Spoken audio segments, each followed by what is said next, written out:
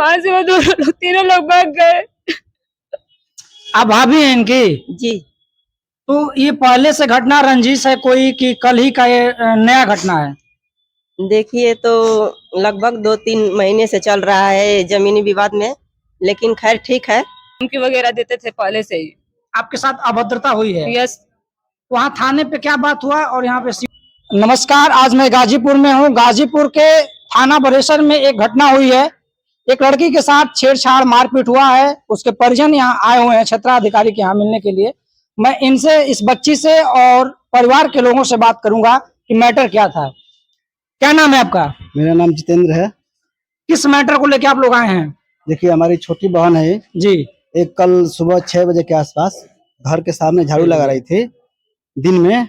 तो एक जमीनी विवाद है जिसमें हम शौचालय के लिए गड्ढा खोदे, जिसमें उसको रोका गया कि वहाँ कोई कुछ नहीं करेगा, जिसमें वो बूढ़ी दादी हिला करके गड्ढे में वो कूड़ा करकट फेंक रही थी। बहन ने कहा कि इसमें मत फेंकिए।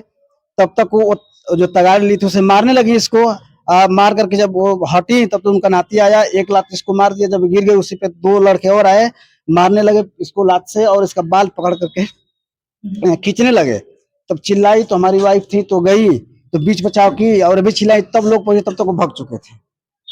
और रही बात प्रशासन की, तो बरेसर थाना जो SHO साहब हैं वो इस मामले पे पूरा लीपा पोती कर रहे हैं। उनके कार्यवाही से हम असंतुष्ट हैं और यहाँ तक भी हम अभी तक असंतुष्ट हैं।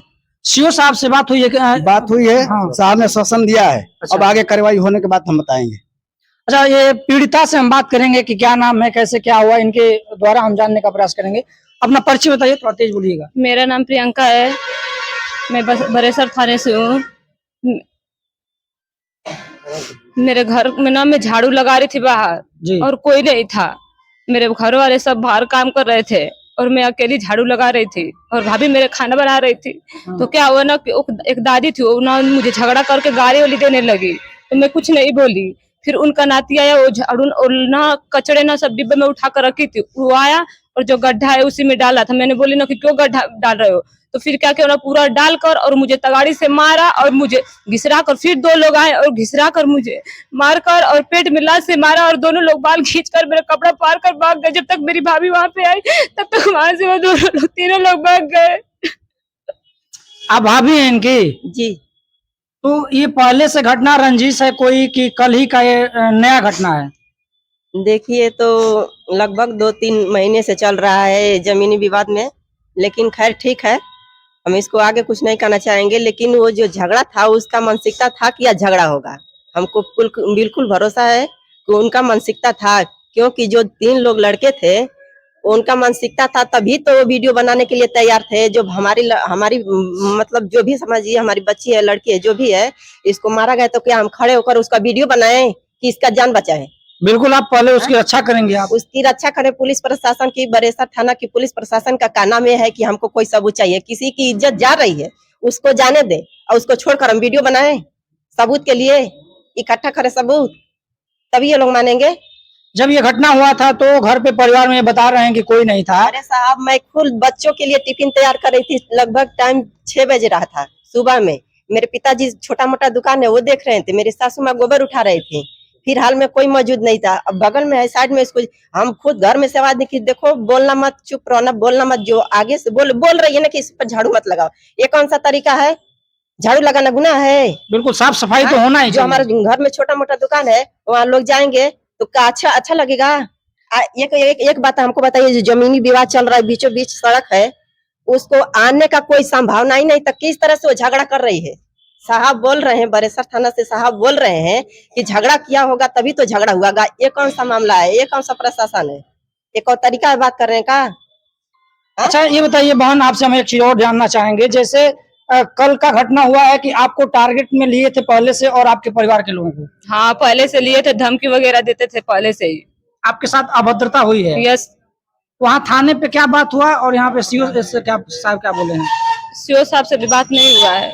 अच्छा। आश्वासन आश्वासन मिला। और रही बात, अभी हमको धमकी भी आ रही है। आज सुबह 7:10 पे जो शैलेंद्र यादव है, उसके बुआ का लड़का है शैलेश यादव, वो हमको धमकी दिया है कि हम आपको बाद में समझाएंगे, जान से मार देंगे।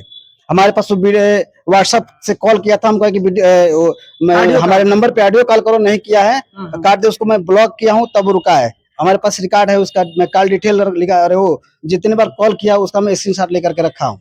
अगर कॉल डिटेल भी चाहिए तो उसका भी निकलवा दिया जाएगा, अगर प्रशासन तत्पर हो तब। लेकिन हमें प्रशासन पे अभी भरोसा नहीं है। बोलिए बोलिए। जो मैं पुलिस प्रशासन के पास हम लोग कल गए थे, तो एसओ साहब जो जांच करने के लिए बोले कि मौके पर हम भेज रहे हैं, घबराइए मत। ठीक है भाई, भेजिए, 2 लोगों को भेजे। वहाँ देख कर आए तो जो साहब थे बोले कि बेटा हम सब देख कर आए हैं, वहाँ कोई गुनाह नहीं हुआ है। लड़की झाड़ुए तो लगा रही है, गलत तो काम कर नहीं रही है। तो एक साहब उसमें थे। बहुत ही अच्छे प्रशासन है भाई, ऐसे ही चलता रहेगा तो समाज का बहुत जल्दी तेजी से विकास होगा। हम उसको मानते हैं। वहाँ की पुलिस प्रशासन बहुत अच्छी है, बरेसर की। हाँ, बोल रहे हैं कि ये बताओ कि ये कपड़ा चेंज करके आई हो या कि वही कपड़ा है, क्या क्या बात है। बारे पुलिस प्रशासन ऐसा ही चलता रहे ना तो बहुत तेजी से विकास होगा एकदम। क्या नाम है भैया आपका? नरेंद्र राव गुड्डू, जिला पंचायत सदस्य कासमाबाद द्वितीय वार्ड नंबर 6। सबसे पहले मैं आपके चैनल को धन्यवाद देना चाहता हूं कि आपने इस पीड़ित परिवार के बारे में सोचा और अपने सोशल मीडिया के माध्यम से प्रशासन को सचेत करने का प्रयास आप कर रहे हैं। इसके लिए आपको बहुत बहुत धन्यवाद। और आज जिस प्रकरण को लेकर आप इस मुद्दे को उठा रहे हैं, सबसे बड़ी सोचने की विषय है कि आज देश में प्रचंड बहुमत की माननीय योगी जी की और माननीय प्रधानमंत्री जी की सरकार चल रही है हमारी। बहुत ही अच्छी बात है, सबका साथ सबका विकास और महिलाओं का सम्मान। लेकिन पुलिस प्रशासन जो कहीं ना कहीं हिलावाली कर रही है, देखिए सरकार की हाथ और पैर कह लीजिए, सबसे बड़ा कर्मचारी होते हैं, अधिकारी होते हैं, एसपी डीएम जो भी होते हैं, ये सरकार के तंत्र होते हैं। सरकार वही चलाते हैं। सरकार किसी की भी बने, किसी की भी सरकार हो, उससे नहीं मतलब है, लेकिन कहीं ना कहीं अधिकारी कर्मचारी ही सरकार को चलाते हैं। और जो बरेसर की सुतियार ग्राम सभा की घटना है, एक बहन की जो पीड़ित हमारे बीच आई हुई है, ये ऐसी घटना है कि सबसे पहले जो भी अपराधी हो, जो भी पीड़िता के साथ जो भी अभद्रता हुआ है, उस व्यक्ति को कार्रवाई होने के बजाय उस व्यक्ति को ऐसे छोड़ा गया है। और वहां बरेसर थाने के एसएचओ जो महोदय हैं, कहीं ना कहीं अपने साथ बैठाकर उनसे बातें कर रहे हैं, तो ऐसे अपराधियों का मन बढ़ता जाएगा। मैं निवेदन के साथ कहना चाहता हूं, आपके माध्यम से कहना चाहता हूं कि अगर पुलिस प्रशासन सचेत नहीं हुई तो ऐसी घटनाएं, वारदात आए दिन होती रहेगी। और इसमें शासन प्रशासन के साथ साथ इस सरकार को भी बदनाम करने का पूरा ऐसे एसएचओ ही कर रहे हैं और कोई नहीं कर रहा है। जैसे आपके प्रकरण सुनने के बाद मुझे ये लगा कि आपका जो पीड़ित परिवार है दलित है और जो सामने वाला परिवार है यादव है, तो जो अखिलेश यादव की जो पीढ़ी का नारा चल रहा है वो कहाँ तक सफल हो पाएगा, जैसे इस प्रकार से अभद्रता किया जाएगा दलितों पे? तो देखिए, पीडीए का फुल फॉर्म कई तरह से लोग बताते हैं, उसको मैं नहीं बताना चाहता हूँ। पीडीए का फुल फॉर्म परिवार डेवलपमेंट भी हो सकता है, वो अलग अलग सब्जेक्ट है, उस पर बात करना मुझे बहुत अच्छा नहीं लगता। पीडीए बनाने से बस नहीं होता है। पीडीए का सही मायने में अगर कहते हैं तो दलित से लेकर मुस्लिम से लेकर सर्वजन से लेकर सभी लोग अगर इस देश को मजबूती के साथ विकास करेंगे और जात धर्म ऊंच नीच भेदभाव से ऊपर उठकर काम करेंगे, जातिगत भेदभाव ऊपर उठकर काम करेंगे, तब ये देश मजबूत होगा। अगर आप दलित परिवार से बिलोंग करते हैं, मैं सवर्ण परिवार से बिलोंग करता हूं, अगर आपके साथ कोई अगर न्याय अगर सवर्ण समाज का व्यक्ति कर रहा है तो मैं सवर्ण समाज के साथ होते होते भी उस सवर्ण का विरोध करूंगा, तब जाकर ये देश मजबूत होगा। सबसे पहले इस पर काम करने की अच्छा, अगर थाना बरेसर और यहाँ सीओ साहब के यहाँ से न्याय नहीं मिलता है तो कहाँ तक आप लोग जाएंगे? देखिए, अभी हम लोग शांति से हैं और क्रांति करने का भी ढंग जानते हैं। हम लोग जिले के सदन में, मैं जिला पंचायत सदस्य हूं, अगर इसका निराकरण नहीं हुआ तो मैं जिले के सदन में मजबूती के साथ उठाने का काम करूंगा। और धरना प्रदर्शन क्या चीज है, तो हम लोग रोज करते हैं। और थाना चौकी जिला और जेल जाने की कोई वो सब बहुत टेंशन नहीं है, क्योंकि हम लोग को दूसरे तैयारी करके नौकरी नहीं करना है, आम जनता के लिए लड़ाई लड़ना है। और रोज यही काम हम लोग के है। और हम लोगों को सीओ साहब ने आश्वासन दिया है, उनसे उम्मीद है कि सीओ साहब के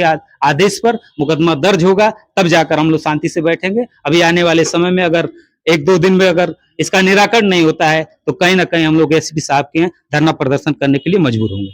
धन्यवाद। आप देख रहे थे द आदि मीडिया। अगर आप फेसबुक पे देख रहे हैं तो फॉलो कर दीजिए, और यूट्यूब पे देख रहे हैं तो सब्सक्राइब करके लाइक कमेंट शेयर कर दीजिए, और प्रतिक्रिया जरूर दीजिए कि इस ऐसे प्रकरण में न्याय कैसे मिलेगा। धन्यवाद।